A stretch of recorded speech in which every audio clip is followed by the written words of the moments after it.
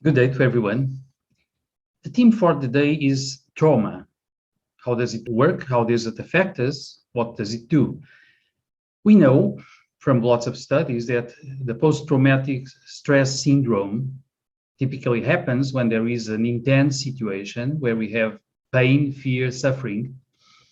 It leaves us with strong memories, both bodily memories, emotional and intellectual memories. And later we get lots of anxiety, many times depression. We get sleep disturbances, nightmares. Sometimes the situation that produced this kind of trauma on us keeps coming back to our memory, to our ideas, to our reasoning, to our imagery, and so on.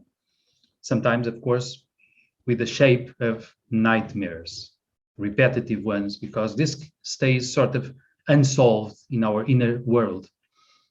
Now, the thing is, what happens when we are getting traumatized?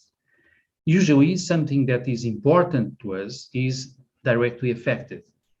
Family, friends, ourselves, our body, our mind, our emotions, our references in the day-to-day are affected in a negative way. They are destroyed, distorted, or something like that. We lose something in some situations.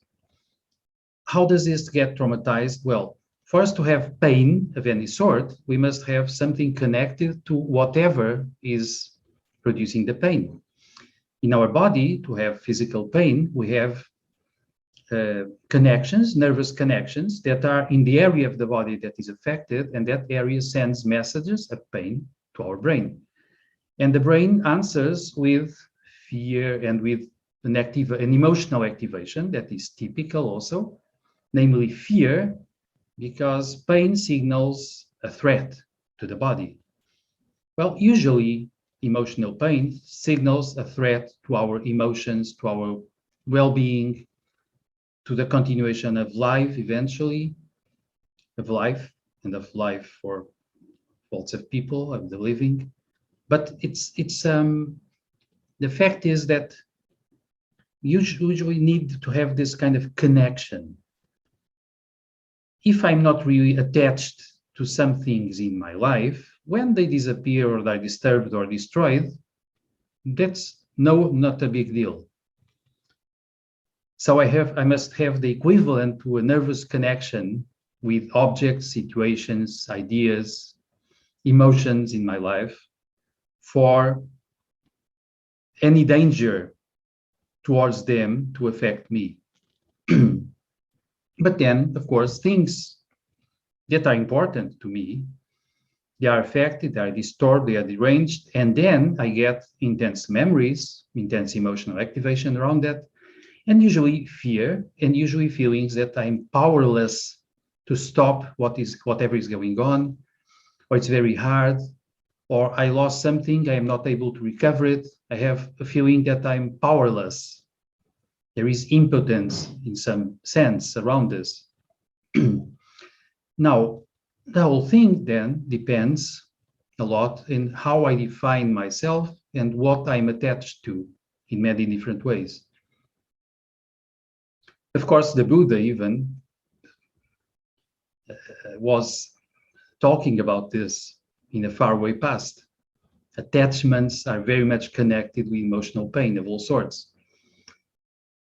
Now, if I redefine who I am, eventually I detach from lots of things that were important to me in the past, and they no longer affect me.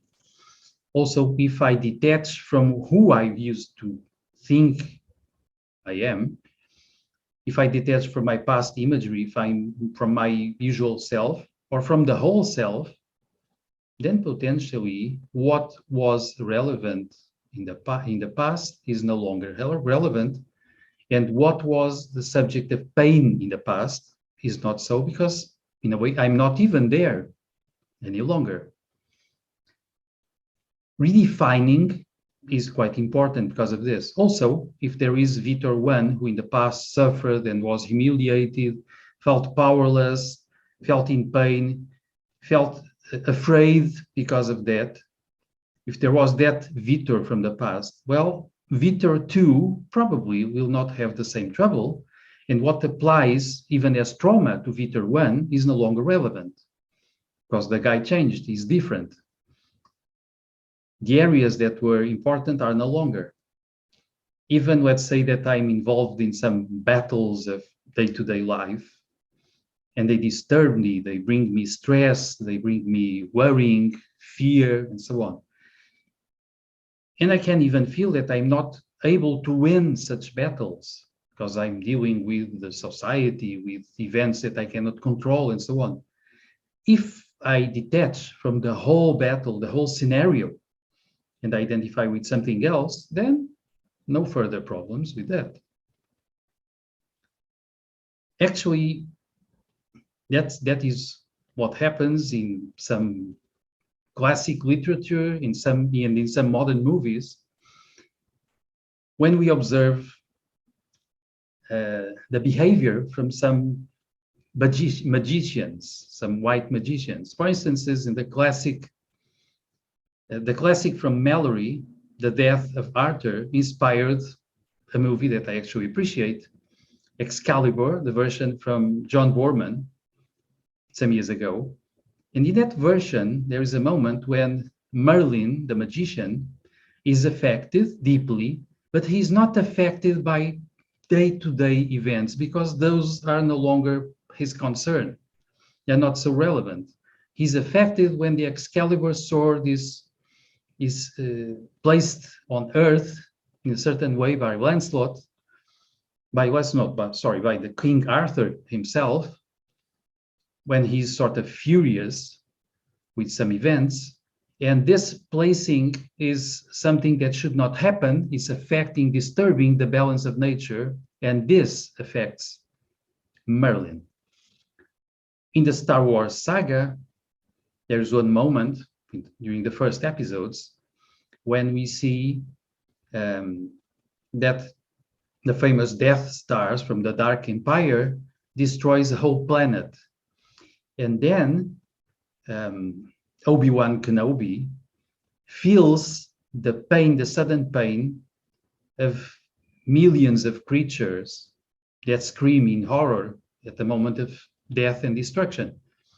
So some magicians are no longer so much affected by local, momentary, little events of their day-to-day lives. They are affected by cosmic events that still might be negative in some way.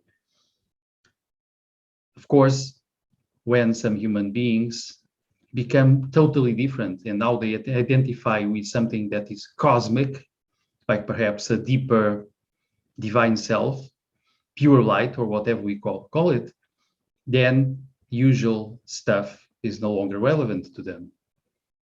So deep changes in our identity totally change the game of possible trauma and even the way we respond to past trauma and traumatic memories. Same way, when we learn that sometimes we cannot change what happened, we cannot change what might happen, but we can change ourselves and our attachment to things that might be affected or were affected in the past. That changes everything. And it's really nice and really important when we sort of redefine this, and also we learn that we are not that powerless, because we can manage our emotional response to things. We can manage our breathing. We can manage even the response from our body to some extent. And we can find inner states of consciousness where peace can be kept above everything.